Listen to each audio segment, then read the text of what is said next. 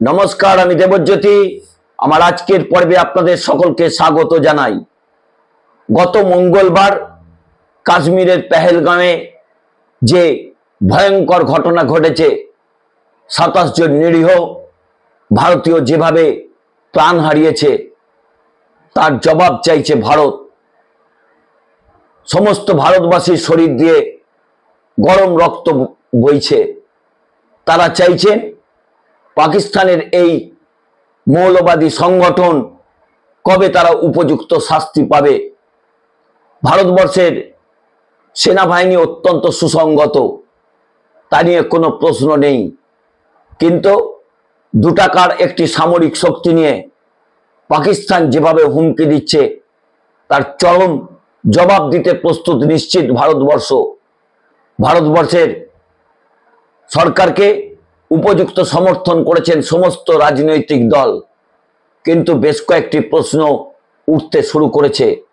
সেই প্রশ্নগুলো তুলেছেন একজন বিশিষ্ট আইনজীবী অনির্বাণ বন্দ্যোপাধ্যায়। তিনি 3 দিন আগে একটি জনপ্রিয় টিভি চ্যানেল এবিপি আনন্দের একটি টক শোয়ে যে বক্তব্য রেখেছেন, সেখানে বেশ কিছু প্রশ্ন তিনি তুলেছেন। এই ঘটনার নেপথ্যে কারা রয়েছে, ভারতবর্ষের সামরিক শক্তি আমরা জানি কতটা, তার জন্য গর্বিত প্রতিটি ভারতবাসী, সেই প্রশ্নই তুলে দিলেন। কিন্তু যে ভয়ঙ্কর কথাগুলো তিনি তুললেন, সেগুলো যদিও তার ব্যক্তিগত মতামত, সেগুলো যদিও সেই সংবাদ মাধ্যমের দায় নেবার কথা, কিন্তু আমরা সেই বক্তব্যগুলো শুনেছি। কারণ এর আগে অনির্বাণ বন্দ্যোপাধ্যায়ের বক্তব্য বেশ কয়েকটি প্রতিবেদনে আপনাদের তুলে ধরেছি। যে যুক্তিনিষ্ঠ প্রতিবেদন তিনি উপহার দেন, তা বাংলার মানুষ শোনেন, দেশের মানুষ শোনেন। কি বলেছেন এই অনির্বাণ বন্দ্যোপাধ্যায়, বিশিষ্ট আইনজীবী? অত্যন্ত ছোট্ট বক্তব্য, আপনারা শুনবেন, পুরোটি দেখবেন, স্কিপ করে যাবেন না। আপনাদের কাছে অনুরোধ করি, আপনারা চ্যানেলটিকে জনপ্রিয় করে তুলেছেন, দয়া করে সাবস্ক্রাইব করুন, বেল আইকনটি ক্লিক করে আমার পাশে থাকুন।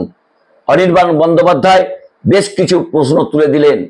তার প্রশ্নের অভিঘাত ছিল যে অজিত ডোভাল, তার পুত্রের নাকি পাকিস্তানের কোনো ব্যবসায়ীর সঙ্গে ব্যবসায়িক যোগ রয়েছে। জানি না সে প্রশ্নের সত্যতা কতটুকু। তার সঙ্গে আর একটা প্রশ্ন তিনি তুলে দিলেন যে এই আদানিদের যে বন্দর রয়েছে, সেখানে নাকি 3000 কিলো হেরোইন পাওয়া গেছে, তারও যোগ নাকি পাওয়া যাচ্ছে। এই প্রশ্নের উত্তর তারাই দিতে পারবেন যারা এই বিষয়ে অত্যন্ত সংশ্লিষ্ট এবং যারা এই বিষয়ে জানেন। সেই অনির্বাণের বক্তব্যটুকু আপনারা শুনুন। না, যারা প্রায় 45 বছর মহাকরণ বা নবান্নর ভেতরটা কেমন দেখতে সেটাই দেখেনি, তাদের কটাক্ষের জবাব দেওয়া আমরা সময় নষ্ট করা। দেখুন, সিরিয়াস বিষয়টা হচ্ছে এখানে একটু আগে যারা সেনাকর্তা রয়েছেন তাদের কাছ থেকে আমরা বিভিন্ন সাবমেরিন, এয়ারক্রাফট ইত্যাদির কথা শুনছিলাম। খুব ভালো লাগছিল যে আমাদের এত বলশালী একটি মিলিটারাইজড রাষ্ট্র রয়েছে, কিন্তু সাহেব এই 26 জনকে বাঁচানো গেল না কেন? আমাদের এত বড় সেনা, আমাদের এত সাবমেরিন, আমাদের এত প্লেন, আমাদের এত কিছু, এই 26 জনকে বাঁচানো গেল না কেন? 2019 থেকে তো বারবার আমরা এই প্রতিশ্রুতি পেয়েছিলাম। এই সরকার যারা 56 ইঞ্চি ছাতি নিয়ে চলে, যে জঙ্গিদের আমরা একেবারে কোমর ভেঙে দিয়েছি। এবং এটা তো বেশি দিন আগের ঘটনা নয়, যেদিন পেহেলগামের আক্রমণ হচ্ছে তার মাত্র 2 সপ্তাহ আগে এই অমিত শাহ বলেছিলেন যে জঙ্গিদের গোটা ইকোসিস্টেমটা আমরা ভেঙে চুরমার করে দিয়েছি। 2 সপ্তাহের মধ্যে তারা পাল্টাই 56 ইঞ্চিকে চুরমার করে দিল। আমরা এত বাতেলা শুনে কি করব? ওই সাবমেরিনের সাইজ জেনে আমার কি হবে যদি আমি কাশ্মীর ঘুরতে গিয়ে বা যে কোনো জায়গায় ঘুরতে গিয়ে গুলির সামনে পড়ে নিহত হয়ে যাই? আমার কি হবে জেনে যে এত এয়ারক্রাফটের পেছনে কত খরচ হচ্ছে, আমাদের কত দুর্দান্ত মেকানিজম রয়েছে, তারা কিভাবে আকাশে ওড়ে, মাটিতে হাঁটে, জলের মধ্যে সাঁতার কাটে, আমি সব শুনলাম, খুব ভালো লাগলো। তারপর গিয়ে তো প্রাণটা চলে গেল। 12 বছর ধরে হিন্দু হৃদয় সম্রাট, যারা নাকি হিন্দুদের বাঁচানোর জন্য এত কাজ করছেন, বা 2019 থেকে তাদেরই শাসনে কাশ্মীর চলছে, সেখানে এরা সাট করে হিন্দুদের মেরে দিল। আপনারা কি করছিলেন? এত বড় সেনাবাহিনীকে তারা কাজ করতে দিলে এইটা হতো না, এটা আমি জানি। তাদের কাজ করতে দেওয়া হয়েছিল। করোনার পর 1,80,000 সেনাদের যে ফাঁকা পদ, কেন সৈন্যবাহিনীতে কন্ট্রাকচুয়াল নিয়োগ হচ্ছে, আপনারা প্রশ্ন তুলবেন না? আপনাদের যদি কন্ট্রাকচুয়াল নিয়োগ করতে আপনারা মেনে নিতেন? সেনাবাহিনী একটা কন্ট্রাকচুয়াল নিয়োগ করার জায়গা, অগ্নিবীর দিয়ে সেনাবাহিনী চলবে? আপনারা প্রশ্ন তুলবেন না? অজিত ডোভালের ছেলে সৌর্য ডোভাল, তার ব্যবসায়িক পার্টনার কেন পাকিস্তানের লোক? আপনারা প্রশ্ন তুলবেন না যে মুন্দ্রা এয়ারপোর্টে 3000 কিলো হেরোইন ধরা পড়েছিল, তার সঙ্গে এই যোগাযোগ, হামলার যোগাযোগ পেয়েছে সেই মুন্দ্রা এয়ারপোর্ট, সেই আদানির মালিক কিভাবে হলো? আপনারা প্রশ্ন তুলবেন না গুজরাটের কচে 450 স্কোয়ার কিলোমিটার জমি পাকিস্তানের বর্ডারে আদানিকে দিয়ে দিয়েছে নিয়ম পাল্টে, বারবার সেনাকর্তারা বলেছিল যেটা করবেন না, তারপরেও দিয়েছে। আপনারা প্রশ্ন তুলবেন না এটা কেন হলো? আপনারা প্রশ্ন তুলবেন না যে মিলিটারি এই এত ইন্টেলিজেন্সের কথা হচ্ছে, দেবজিৎ দা বললেন লোকাল সরকার আমাদেরকে জানায়নি, মিলিটারি ইন্টেলিজেন্স জানতেই পারেনি, জঙ্গিরা জেনে গেল। জঙ্গিরা জেনে গেল এত বড় মিলিটারি ইন্টেলিজেন্স চালানো ন্যাকামো হচ্ছে।